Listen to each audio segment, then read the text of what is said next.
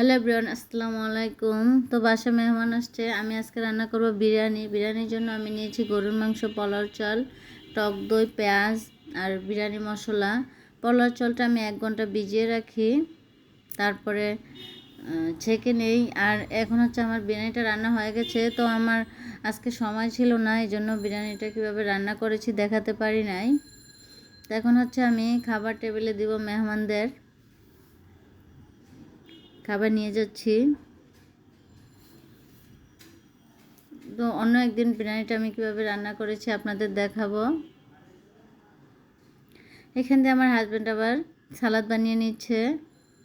উনি মেহমান আসলে আমাকে অনেক হেল্প করে সালাদ বানানো, তারপরে হচ্ছে যে কোনো অকেশন হোক, মেহমান আসুক, অনেক কাজে হেল্প করে। সারাক্ষণ আমার সাথে সাথে কাজ করে, এমনকি রান্নাও করে ফেলে অনেক সময়।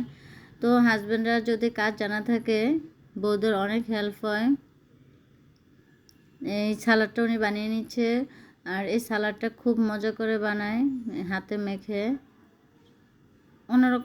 অনেক রকম সালাদ বানাইতে পারে উনি তো বিদেশ ছিল, এই জন্য রেস্টুরেন্টে ছিল। তো অনেক আইটেমের অনেক খাবারও বানাতে পারে, মজার মজার। তো সালাদটা বানিয়ে তারপরে হচ্ছে আমরা সবাই খেতে বসে পড়ব।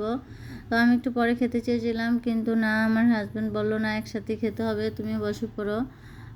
সব সময় এরকমই করে। আর মেহমান হচ্ছে আমার বাইরে আসছে, তো আমরা সবাই একসাথে খেতে বসে পড়লাম। আর সাজিদ তো বিরিয়ানি দেখে খুব খুশি, সে তো কোনোভাবেই লোভ সামলাতে পারতেছে না। বাচ্চারা তো বিরিয়ানি খুব পছন্দ করে, এটা সবার বাসায়। আর ওটা হচ্ছে বিরিয়ানির সাথে কোকাকোলা লাগবে, সবারই লাগবে। মানে বিরিয়ানি, পোলাও, এই জাতীয় খাবার খেতে গেলে কোকা, 7 আপ এগুলি লাগেই। তো সবাই খেয়ে বলতেছে যে বিরিয়ানিটা খুবই মজা হয়েছে, অনেক টেস্ট হয়েছে। সিনেও খেতে বসে পড়েছে, আর আমি তো খেতে বসবো না, জোর করে বসিয়ে দিয়েছে। তো আমিও খেয়ে নিচ্ছি, একসাথেই সবাই খেয়ে ফেললাম।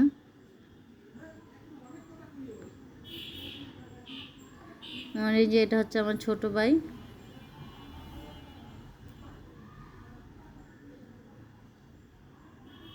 তো এখন আবার খাওয়া দাওয়া শেষ করে সিনা সাজিদ যাবে কোচিংয়ে।